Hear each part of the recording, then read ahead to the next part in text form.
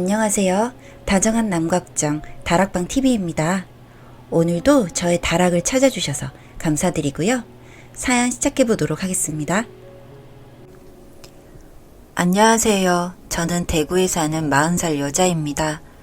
오늘은 저의 성장 얘기와 많은 분들께 해드리고 싶은 얘기를 해보려고 해요. 고등학교 때 저는 여고에 다녔습니다. 공부를 잘하기로 소문난 여고였고 학교를 멀리 다닐 돈은 없는지라 공부를 잘하는 편은 아니었지만 저는 집 앞에 여고를 다니게 되었습니다. 모든 여고가 다 그런 것은 아니지만 제가 다녔던 여고는 학생들 사이에 텃세가 조금 있기로 알려진 여고였어요. 가난했던 저희 집은 당연히 텃세를 피해갈 수 없었죠. 소심하고 집이 가난했던 저는 같은 반 애들에게 밥 같은 존재가 되어갔습니다. 놀려먹기도 이용해 먹기도 쉬운 존재였던 거죠. 그래도 저는 친구를 사귈 수 있었어요. 반에서 같이 조용하고 존재가 없어서 애들이 잘 건들지도 않는 친구와 서로 친구가 되었죠.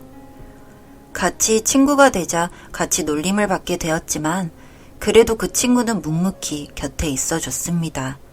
많이 고마웠어요. 저는 집도 가난하고 공부도 잘하지 못하는데 매일같이 공부도 했고 맛있는 것도 먹고 가난해서 제대로 친구가 없었던 저는 항상 곁에 있어주는 M이라는 친구가 너무 고마웠습니다. 그러던 중 반 친구가 생일 파티를 한다면서 반 애들 모두를 초대했어요. 저에게도 주어진 초대장, 안 가자니 눈치가 보이고 파티에 가게 됐는데 파티에 갔는데 웬걸? 그 집에 엄마가 계셨습니다. 평소에 엄마가 무슨 일을 하는지 궁금했는데 절대 말해주지 않던 엄마. 엄마는 그 집에서 하녀가 입을 듯한 옷을 입고 바닥을 닦고 계셨어요. 엄마가 왜 여기에 있어?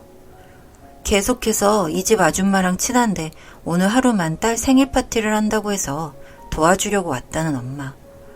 그런데 계속해서 이거 해달라 저거 도와달라고 계속해서 엄마를 불러대는 친구. 그러다가 결국 일이 터졌습니다. 스파게티에 머리카락이 많이 들어가 있는데 이게 뭐냐고 하는 친구. 그리고 같이 따지는 애들까지. 아줌마, 이거 뭐예요? 제가 이거저거 시켜서 미워서 이러시는 거예요? 제 스파게티에 머리카락 잔뜩 들어가 있잖아요. 이거 더러워서 어떻게 먹어요? 아, 이거 말고 다른 요리 해오세요. 배고파 죽겠는데. 음식도 늦게 나오고 이게 뭐예요? 다른 친구들 음식에는 없는 머리카락, 그리고 저희 엄마 머리는 곱슬머리인데 음식에 들어가 있는 머리카락은 고든 머리카락. 누가 봐도 그 친구의 자작극이었는데 엄마는 따지지도 못하고 계속해서 머리를 조아리실 뿐이었습니다. 본인이 하지도 않은 일에 사장님 집 딸이라고 머리를 조아리는 엄마를 보면서 정말 우라통이 치밀어 올랐어요. 계속 화가 났고 저는 일부러 옷에 파스타 소스를 묻히고 지워지지 않는 척을 하면서 도와달라면서 엄마를 불렀습니다. 미안하다면서 잘 안 지워지냐면서 화장실에 가서 한번 지워보자는 엄마. 작전 성공. 화장실에 가서 엄마에게 말했습니다. 엄마, 나한테 무슨 일 하는지 계속 말 안 해주다가 결국 우리 집 애 집에서 이렇게 일하는 거야?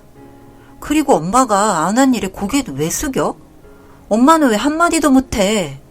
잘릴 수 있어도 한마디라도 할 수 있는 거 아니야? 엄마가 뭔데 엄마보다 저렇게 시퍼런 기집애한테 머리를 조아려? 그저 한마디도 못하고 하얗게 굳은 표정으로 저를 바라보기만 하는 엄마. 그런 엄마를 보면서 화장실을 나왔어요. 화장실을 나오는데 그 사실을 들은 생일인 아이. 저 아줌마가 니네 엄마였어? 매일 일도 느리시고 말도 잘 알아먹지도 못해서 답답했는데 니네 엄마셨구나. 너도 공부 못하고 답답하고 그 엄마의 그 딸이래. 얘들아, 얘가 저 아줌마 딸이래. 우리 집 가정부 아줌마. 아, 가정부가 아니고 사실 우리 집 하녀. 저희 엄마와 제 관계가 밝혀지는 순간 정말 제 세상이 다 끝나는 것 같았습니다. 뭔데 쉽게 저와 엄마의 치부를 드러내는지. 니네 엄마가 가정부였어? 어떻게 요즘 세상에도 가정부가 있어? 나라면 돈 없어도 남의 집 따까리 노릇은 안 할 듯 등등의 말을 하는 아이들. 울면서 그 자리를 바로 뛰쳐나왔어요. 참으려고 아무렇지도 않은 척 당당하고 싶지만 정말 내 세상이 다 끝난 것 같았거든요. 울면서 도로를 달렸고 눈앞에 달려오는 차가 보였습니다. 저는 그대로 그 차로 돌진했어요. 빵 크게 들리는 경정소리. 그 소리를 다음으로 저는 의식을 잃었어요.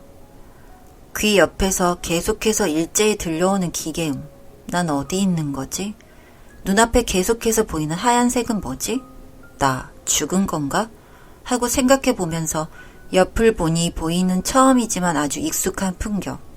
아, 병원이구나. 옆을 보니 기도를 하다 잠들었는지 풀어진 기도손 모양을 하고 꾸벅꾸벅 졸고 있는 엄마. 일하다가 바로 왔는지 김치국물 묻은 앞치마를 입고 머리에는 한여 두건을 그대로 쓰고 온 엄마. 날씨가 겨울인데 얼마나 추웠을지 어깨가 잔뜩 움츠려든 엄마. 엄마 일어나봐, 춥잖아. 꾸벅꾸벅 졸다가도 제 말에 바로 일어난 엄마. 얼마나 울었는지 잔뜩 젖어있는 눈망울. 하지만 뭔가 잔뜩 화가 난 듯한 울분 섞인 눈망울. 저를 보자마자 잔뜩 울분 섞인 목소리로 엄마는 이야기를 시작했습니다. 엄마가 많이 쪽팔리니? 그래서 친구들한테 치부가 되니까 이렇게 죽으려 한 거야? 내가 너한테 심어준 삶이 이렇게 쉽게 버릴 수 있는 거야? 그럼 엄마도 당장 나가서 죽을까? 이참에 그냥 우리 같이 죽자. 우리 같이 죽어! 라면서 덤비는 엄마. 이러시면 안 된다면서 달려와서 엄마를 말리는 간호사 선생님들. 저는 며칠을 병원에서 지냈습니다. 매일 병문안을 오는 엄마였지만 처음에는 엄마를 정말 쳐다보기가 싫었습니다. 어째서 남의 집 하녀 노릇을 하면서 지내는지. 다른 일도 충분히 쳐다보면 많을 텐데 정말 엄마가 너무 싫었습니다. 혹시 일이 없다 해도 어떻게 다른 애들 말로 요즘 시대에 가정부를 하는 사람이 있고 딸 학교, 친구 집이라는 것도 모르고 일할 수 있을까요? 엄마는 매일 찾아왔지만 저는 엄마가 너무 미웠습니다. 묻는 말에도 대꾸하지 않고 그냥 없는 사람 취급을 했던 것 같습니다. 그러던 어느 날 엄마의 진짜 진심을 알게 되었습니다. 정말 일이 없고 딸인 저에게도 너무 미안해서 그 집에서 일할 수밖에 없었지만 그래도 어떻게든 딸인 제 인생은 본인보다 더 잘 살게 해주고 싶어서 본인 자존심까지 버리면서 일할 수밖에 없었다는 엄마. 하지만 학교만 같을 뿐 차마 같은 반 아이일 줄은 몰랐다고 하셨습니다. 어떻게 생각하면 어떻게 반까지는 알아보지 싶으면서도 많이 화도 났지만 동시에 안타깝고 너무 슬펐습니다. 내가 엄마의 상황도 제대로 이해하려 하지 않고 무조건 엄마를 원망하고 외면하려고만 한 건 아닐까. 엄마의 진심을 알고 난 후에 엄마에게 정말 미안하다는 생각과 우리 집을 꼭 잘 사는 집이 되게 하고 싶다는 생각이 들었습니다. 정말 공부를 못하고 소심한 성격에 왕따까지 당하니 학교 쪽 일은 정말 쳐다보기도 싫어서 책을 잘 안 잡고 살았던 저는 그날부터 책과 친해지기 위해 노력했습니다. 꼴도 보기도 싫은 교과서부터 읽어보기. 아무래도 아는 게 없으니 정말 뭔 소리인가 싶었지만 죽어라 읽어봤습니다. 뭔 소리인지 진짜 모르니까 엄마가 공부하러 사주셨던 문제집도 펴보고 읽어보고 문제도 풀어봤죠. 처음엔 당연히 너무 틀리는 게 많았어요. 내가 이렇게까지 돌대가리였나 싶기도 했죠. 하지만 내가 어떻게 노력하느냐에 따라 우리 집의 상황이 바뀔 거라는 생각에 희망을 놓지 않았습니다. 난 늦지 않았다. 난 늦지 않았다. 하고 언제나 생각했죠. 새벽까지 공부, 흐르는 코피, 바로 코피를 막는 휴지. 졸려서 책상에 그대로 기절해서 자서 아침에 교복 입은 그대로 학교 가기. 정말 지금 생각해보면 어떻게 그랬나 대단한 시절들이죠. 고1 1학기 정말 답 없었던 성적은 2학기 드라마틱하게 많이 올라 있었습니다. 제가 갑자기 공부하겠다면서 열을 올릴 때 저를 괴롭히던 아이들은 저를 보면서 말했습니다.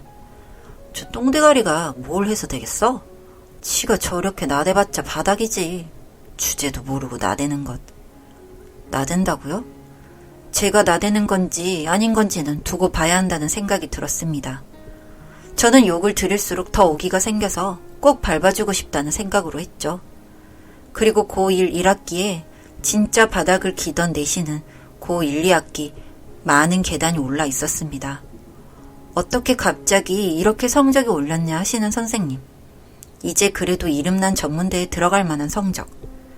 그래도 알아주는 전문대는 들어갈 수 있는 성적이지만 아직도 성이 차지 않았어요. 꼭 알아주는 4년제에 들어가서 저에게 똥대가리라고 한 놈들 코도 눌러주고 싶었고 저희 집도 잘 사는 집으로 만들고 싶었습니다. 고2, 고3 계속되는 피 터지는 전쟁, 특히 고3 알 수 없게 성적이 떨어져서 피말랐던 시기, 라이벌도 생겨서 더 힘들었던 시기였습니다. 공부하는데 계속 배도 고프고 먹으면서 공부도 하느라 내가 이거 먹는 동안 남들은 문제 한 문제 더 푸는 것은 아닌가 고통스러웠던 시기. 악물고 하는 것도 너무 지쳤고 툭 하면 아프고 정말 울면서 그 시기를 보냈던 것 같아요. 정말 아프고 절망스럽던 시기를 보내고 대학 입시철 선생님과의 상담이 있던 날 그래도 알아주는 4년제에 갈 수 있을 거라며 국립대도 갈 수 있을 거라고 그 말씀에 정말 가슴이 두근거렸습니다. 그리고 순간 궁금해져서 선생님께 여쭤봤어요. 저를 괴롭히던 아이들은 어느 대학을 쓰게 됐냐고 말이죠. 그런데 걔네들은 이름도 처음 들어본 전문대학을 썼다고 하시더군요. 그 말을 듣는데 순간 입에서 실소가 나왔습니다. 저보고는 똥대가리에 해서 되겠냐고 했는데 본인들은 정작 전문대학이라니. 소신 있게 지원을 했고 저는 제가 희망하던 땡대학에 합격을 하게 되었습니다. 땡대학을 나와서 저는 지금은 작지만 그래도 수입이 꽤 괜찮은 사업을 시작해서 하고 있습니다. 직원도 꽤 여러 두고 있는 사장님이 된 거죠. 저를 괴롭혔던 그놈들? 누군가를 괴롭히는 사람은 결국 근처에서 계속 있다 하던가요? 저희 회사 근처에서 작은 동네 미장원을 하더라고요.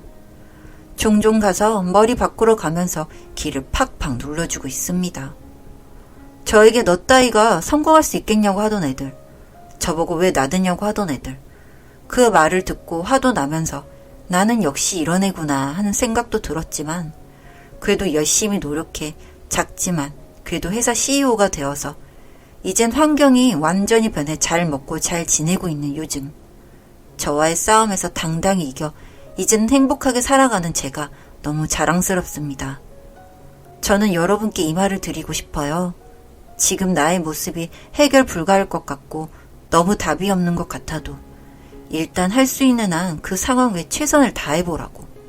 그럼 정말 열리지 않은 문도 열릴 것이라고요. 이런 제 모습 열심히 살았으니 스스로 칭찬해도 되겠죠. 여러분도 저와 같은 기적의 행복을 맛보셨으면 좋겠습니다.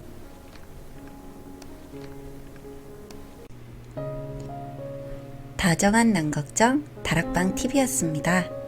다락방 주인에게 구독과 좋아요, 알림 설정으로 응원해주세요.